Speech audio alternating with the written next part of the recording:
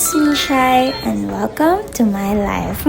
So today, ichichika ko kung anong nabibili ko sa 100 dirhams. Mag-grocery lang tayo ng mabilisan. Grabe, ang lamig. Ang hangin. Sobrang lamig. Alam niyo ba, kapag maaga akong nagigising tuwing Sabado, namimili na ako. Pero syempre, napapasarap ang tulog ko, di madalas sa hapon o gabi talaga ako para hindi rin mainit. Madalas, nag-iisip na rin ako kung anong uulamin ko para di na ako magtagal. Pero ending, ang tagal ko pa rin kasi paikot-ikot ako. Let's see if kulang o sobra ba ang 100 dirhams. Ngayon, bibili lang ako ng pangkaldereta at paksiw na isda. Una kong kinuha ay beef, tapos kumuha na rin ako dyan ng pangsahog. Syempre yung patatas, bell pepper, at carrots. Alam nyo ba, never din ako nawala ng prutas.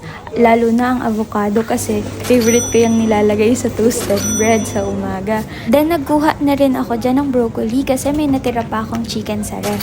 Binili ko na rin yung isda at syempre yung luya at pechay para sa paksiw.